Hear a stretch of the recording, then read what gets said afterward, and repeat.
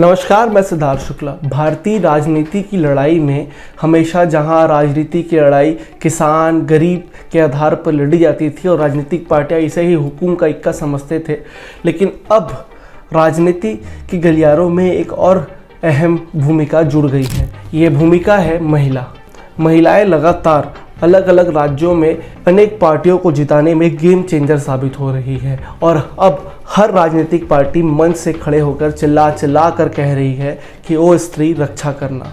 जी हाँ, भारतीय राजनीति में महिला के कल्याण के लिए बनाई गई योजनाएं अब गेम चेंजर साबित हो रही है। चाहे वो छत्तीसगढ़ की बात हो, चाहे वहाँ मध्य प्रदेश की बात हो, चाहे वहाँ महाराष्ट्र की बात हो, इन तीनों राज्यों में महिलाएं गेम चेंजर साबित हुई है और इन तीनों राज्यों में महिला के सशक्तिकरण के लिए बनाई गई योजनाओं ने बीजेपी को बम्पर जीत दिला दी है। अब लगातार इसी तरह की योजनाएं बनाई जा रही है और महिलाओं की वोट अपनी तरफ खींचने की पूरी कोशिश की जा रही है। महिला सशक्तिकरण के लिए, महिलाओं को आत्मनिर्भर बनाने के लिए हो सकता है ये योजनाएं अच्छी हो और इससे महिलाओं को काफ़ी फायदा हो रहा हो, लेकिन राज्य की आर्थिक स्थिति इन योजनाओं पर कैसी है और क्या राज्य इन योजनाओं को चलाने में सक्षम है? आज हम इसी विषय पर बात करेंगे और आज की बात होगी महाराष्ट्र के ऊपर। जिस लाडली बहन योजना के दम पर महाराष्ट्र में महायुति ने अपनी सरकार बनाई थी, जिस लाडली बहन योजना ने महाराष्ट्र में ब्रह्मास्त्र का काम किया था और इसी लाडली बहन योजना के दम पर महाराष्ट्र में महायुति की सरकार बनी थी, आज वही लाडली बहन योजना महाराष्ट्र में महाराष्ट्र सरकार के लिए सिर दर्द बन चुकी है। साल 2024 में महाराष्ट्र विधानसभा चुनाव में गेम चेंजर साबित हुई इस योजना ने महाराष्ट्र सरकार की तिजोरी पूरी तरह खाली कर दी है, जिस कारण सरकार में चलने वाले अन्य विकास कार्य और योजनाएं बिल्कुल तरह से ठप पड़ गए हैं। सरकार के पास इन योजनाओं के लिए खर्च करने के लिए पैसे ही नहीं बचे हैं, जिसके कारण इन योजनाओं और विकास कार्यों पर खतरा मंडराने लगा है, क्योंकि ठेकेदार संगठनों ने साफ तौर पर कह दिया है कि सरकार उनका बकाया पैसा वापस नहीं करती है तो जल्द ही सभी विकास कार्य रोक दिए जाएंगे। आपको बता दें कि सरकार के पास जुलाई 2024 से अब तक करीबन 89,000 करोड़ रुपए के बिल पेंडिंग पड़े हैं। आपको पता होगा कि 26 जनवरी 2025 को सरकार ने लाडली बहन योजना के तहत इस योजना की 7वीं किस्त का भुगतान किया था, जिसके तहत 2.5 करोड़ महिलाओं को 3,700 करोड़ राशि का भुगतान किया गया था।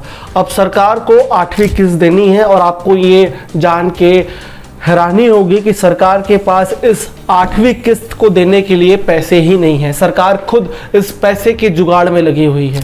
इसके साथ ही इधर सूक्ष्म सिंचाई सहित कई योजनाओं पर धन का अभाव देखने को मिल रहा है।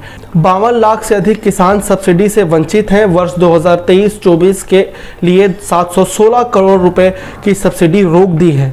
इसके साथ ही आपको बता दें कि लाडली बहन योजना के कारण सरकार पर आय से ज़्यादा व्यय बढ़ चुका है। सरकार का राज्यकोषीय घाटा लगभग 2 लाख करोड़ से अधिक का हो चुका है। यहाँ तक कि महाराष्ट्र सरकार में राज्य की खर्च और वसूली के बीच कोई सामंजस्य स्थापित नहीं होने को देखते हुए कैग ने दावा किया था कि राज्य की आर्थिक स्थिति बेहद खराब है। इसके साथ ही राज्य के विपक्ष एवं वित्त विभाग ने भी इसे लेकर बार बार सरकार को आगाह किया था कि लाडली बहन योजना का खर्च सरकार का आर्थिक बोझ बढ़ा रहा है और इसे लेकर सरकार को कुछ महत्वपूर्ण निर्णय लेने बहुत जरूरी है, वरना सरकार इसका बोझ नहीं सह पाएगी और इसका असर सरकार की अर्थव्यवस्था पर पड़ेगा। इसके साथ ही जिस प्रकार ठेकेदार संगठनों ने लगातार काम रोकने की चेतावनी दी है, अगर सरकार समय सीमा के भीतर ठेकेदार संगठनों का बकाया पैसा वापस नहीं करती है तो सभी विकास कार्य रुक जाएंगे।